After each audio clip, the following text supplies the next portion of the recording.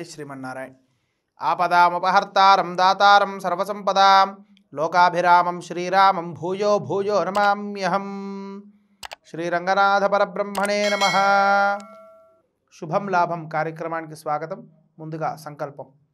शुभाभ्युदयार्थं च शुभे शोभने मंगले मुहूर्ते अत्र पृथिव्यां जम्बूद्वीपे भरतवर्षे भरतखंडे शकाब्दे मेरोर्दक्षिणे दिग्भागे श्रीरंगस्योत्तर दिक्प्रदेशे कृष्णा गोदावर्योर्मध्यदेशे समस्तदेवता भगवद्भागवताचार्य सन्निधोऽस्मिन् वर्तमान व्यावहारिक चान्द्रमानेन प्रभवादि षष्ठिसंवत्सराणां मध्ये श्री शोभकृत्नाम संवत्सरे दक्षिणाजिने हिमवन्तऋतो मार्गशीर्षमासे शुभे कृष्णपक्षे अध्यायन्तो चतुर्दश्यां शुभतिथो वासरः वासरस्तु शुभवासरे सौम्यवासरे शुभवासरे शुभनक्षत्रे मूलानक्षत्रे शुभयोग शुभकरणे मंगल विशेषण विशिष्टायामस्यां शुभतिथौ। శుభం లాభం కార్యక్రమంలో ఈరోజు సంకల్పం జరిగింది। ఈనాడు ఏ దేవతని ఆరాధించాలో తెలుసుకుందాం।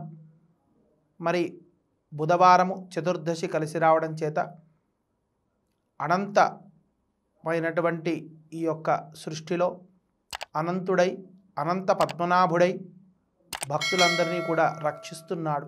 కావున ఈనాడు అనంత పద్మనాభ స్వామి వారి దేవాలయాన్ని దర్శించి స్వామికి ఇష్టమైనటువంటి గూఢం బెల్లాన్ని నైవేద్యంగా సమర్పిస్తే ఆ అనంత పద్మనాభ స్వామి మనకు వచ్చినటువంటి అనంతమైనటువంటి కష్టాలను తొలగిస్తాడని నమ్మకంతో ఆ యొక్క స్వామికి గూఢాన్ని నైవేద్యంగా సమర్పించండి।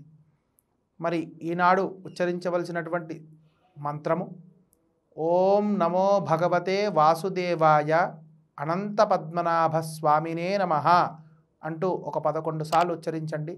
ఆ యొక్క అనంతుడే మీ యొక్క కష్టాలన్నీ కూడా తొలగించి శుభాన్ని లాభాన్ని చేకూరుస్తాడు। జై శ్రీమన్నారాయణ।